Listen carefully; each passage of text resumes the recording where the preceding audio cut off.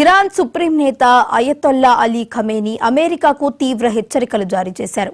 అమెరికన్లు గతంలో కంటే ఎక్కువ నష్టం, భారీ దాడులను ఎదుర్కోవాల్సి ఉంటుంది అని ఆయన స్పష్టం చేశారు. మరోవైపు ఇరాన్ బాలిస్టిక్ క్షిపణులతో ఇజ్రాయెల్పై దాడులు కొనసాగుతోంది. ఈ దాడుల నేపథ్యంలో ఇజ్రాయెల్ ప్రభుత్వం అత్యవసర పరిస్థితిని ప్రకటించింది. ఇజ్రాయెల్లోని జెరూసలేంలో భారీ పేలుడు సంభవించింది. మధ్య ఇజ్రాయెల్లోని నివాస ప్రాంతాలు, పౌర మౌలిక సదుపాయాలు ఇరాన్ తాజా క్షిపణి దాడిలో ధ్వంసమయ్యాయి. ఇరాన్ కనీసం 30 బాలిస్టిక్ క్షిపణులను ఇజ్రాయెల్ వైపు ప్రయోగించింది.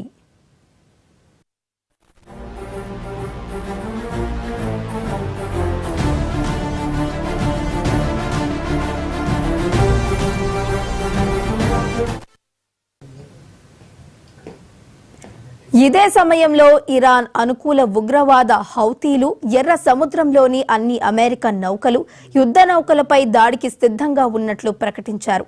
ఇరాన్ నావికాదళం కొన్ని గంటల్లోనే హార్ముజ్ జలసంధిని మూసివేయనున్నట్లు హెచ్చరించింది. ఈ నిర్ణయం ప్రపంచ ముడి చమురు ధరలలో పెరుగుదలకు దారితీసే అవకాశం ఉంది. అమెరికా నావికాదళ నౌకలపై క్షిపణి దాడులకు ఇరాన్ సుప్రీం లీడర్ సలహాదారుడు పిలుపునిచ్చారు.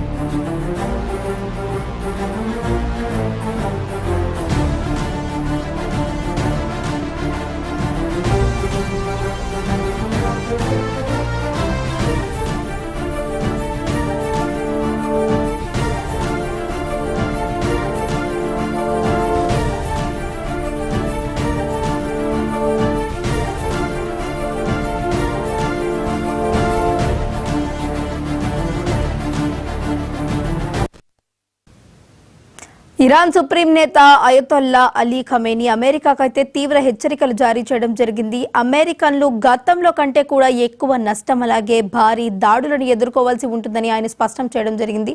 ఇక ఇదే అంశానికి సంబంధించి మరింత సమాచారాన్ని మా Delhi bureau chief Shirish live లో అందించడానికి సిద్ధంగా ఉన్నారు. శిరీష్, చెప్పండి. హారిక, ఇరాన్ ఇజ్రాయెల్ యుద్ధం అనేది కూడా తీవ్ర రూపం దాలుస్తుంది. ప్రస్తుతం ఉద్రిక్తతలేంటి కూడా తారాస్థాయికి పేర్కొంటున్నాయి. యుద్ధ రూపం అనేది కూడా మారిపోతుంది. కేవలం 2 దేశాలకు మధ్యనే ఇప్పటివరకు కూడా పరిమితమైన యుద్ధం అనేది బహుళ దేశాలకు విస్తరించే అవకాశం కూడా ఉంది. ముఖ్యంగా మధ్య ఆసియా దేశం అనేది యుద్ధంతో రగిలిపోయే అవకాశాలు కనపడుతున్నాయి. ఈరోజు ఇరాన్కు సంబంధించిన 3 అణుకేంద్రాలపైన అమెరికాకు సంబంధించిన స్పిరిట్ బాంబర్స్ దాడులన్నిటి కూడా నిర్వహించాయి. యుబి-57 సంబంధించిన మిస్సైల్స్ తోటి దాడులన్నిటి కూడా నిర్వహించి ఆ అణుకేంద్రాలను కూడా ధ్వంసం చేయడం కూడా జరిగింది. సో దీన్ని ఇరాన్ చాలా తీవ్రంగా కూడా పరిగణిస్తోంది. అయితే అమెరికా చేసిన దుస్సాహసానికి తీవ్ర పరిణామాలంటి కూడా ఎదుర్కోవాల్సి ఉంటుందని చెప్పేసి ఇరాన్ హెచ్చరించింది. ఇప్పటికే ఇజ్రాయెల్కు మద్దతుగా నిలిచిన అమెరికాకు మద్దతుగా నిలిచిన ఇజ్రాయెల్ పైన ఇరాన్ క్షిపణి దాడులతోటి, ముఖ్యంగా ఖండాంతర క్షిపణులు ఏవైతే ఉంటాయో వాటితోటి దాడులకు కూడా పాల్పడింది, విరుచుకుపడింది. సో మొత్తం మీద కూడా దాదాపు 30 వరకు కూడా మిసైల్స్ అనేటి కూడా ఇజ్రాయెల్ని పలు నగరాల టార్గెట్గా కూడా ఇరాన్ సంధించడం కూడా జరిగింది. అందులో కొన్ని జెరూసలేంలో పడ్డాయి, మరికొన్ని హైఫా నగరంలో పడ్డాయి, మరికొన్ని ఇజ్రాయెల్ రాజధాని టెల్ అవీవ్లో పడినట్లుగా కూడా తెలుస్తోంది. ఈ బాలిస్టిక్ మిసైల్స్ దాడులతోటి 3 ప్రాంతాల్లో పౌర నివాసాలు, కొన్ని సముదాయాలంటి కూడా దారుణంగా దెబ్బతిన్నట్లుగా కూడా సమాచారం. దీనికి సంబంధించి ఇంకా అధికారికంగా సమాచారం అనేది కూడా రావాల్సి ఉంది. అయితే అమెరికా ఏదైతే ఇజ్రాయెల్కు మద్దతుగా నిలిచినందుకు దానికి భారీ మూల్యాన్ని చెల్లించుకోవాల్సి ఉంటుందని చెప్పేసి ఇరాన్కు సంబంధించిన సుప్రీం నేత ఖమానీ హెచ్చరించడం కూడా జరిగింది. అంటే అమెరికన్లో గతంలో కంటే ఎక్కువ నష్టం, అదేవిధంగా భారీ దాడులను ఎదుర్కోవాల్సి ఉంటుందని చెప్పేసి కూడా హెచ్చరికలంటి కూడా జారీ చేశారు. ఒకవైపు ఇజ్రాయెల్ పైన బాలిస్టిక్ మిసైల్స్ తోటి విరుచుకుపడుతున్న ఇరాన్ ఇటు తమ చుట్టుపక్కల అమెరికాకు ఉన్న 40 బేసులపైన కూడా దాడులకు సిద్ధపడుతోంది. తాజాగా బహ్రెయిన్ అనే దేశంలో అమెరికాకు సంబంధించిన నావికా దళం అనేది కూడా ఉంది. ఈ నావికా దళం పైన మిసైల్స్ దాడులకు అనుమతి అనేది కూడా ఇవ్వడం కూడా జరిగింది. జరిగింది. సో దాంతో ఈ యుద్ధం అనేది మరింత తీవ్ర రూపాన్ని సంతరించుకునే అవకాశాలు ఎక్కువగానే కనపడుతున్నాయి. సో ఇప్పటికే ఇజ్రాయెల్లోని జెరూసలేంలో భారీ పేలుళ్లన్నిటి కూడా సంభవించినట్లుగా కూడా సమాచారం. అయితే ముఖ్యంగా ఈ హార్మోజ్ జలసంధి అనేది కూడా ఉంది. ఈ హార్మోజ్ జలసంధిని ఇరాన్ క్లోజ్ చేసినట్లుగా కూడా ప్రకటించడం కూడా జరిగింది. అయితే అంతర్జాతీయ చట్టాలను ఉల్లంఘించి ఈ హార్మోజ్ జలసంధిని క్లోజ్ చేయడం అనేది కూడా ప్రస్తుతం తీవ్ర ఉద్రిక్తతలకు దారితీసింది. ఎందుకంటే ఇరాన్కు సంబంధించిన నౌకాదళం దీన్ని క్లోజ్ చేస్తున్నట్లుగా కూడా హెచ్చరికలు జారీ చేయడంతో ఎక్కడి షిప్పులు అక్కడే కూడా నిలిచిపోయిన పరిస్థితి అనేది కూడా ఉంది. ప్రపంచ చమురు సరఫరాలో దాదాపు 25 నుంచి 30% లోపు చమురు సరఫరా అనేది కూడా ఈ జలసంధి నుంచే జరుగుతుంది. ముఖ్యంగా Saudi Arabia, Iraq, Qatar, Kuwait ఇలాంటి దేశాలన్నీ కూడా ఇక్కడి నుంచే చమురు సరఫరా అనేది కూడా నిర్వహిస్తాయి. సో ఈ హార్మోజ్ జలసంధి అనేది కూడా మూసివేయడంతో ఆయా దేశాల్లో కూడా ఇంధన ధరలన్నింటి కూడా బగ్గుమనే అవకాశం కూడా కనపడుతోంది.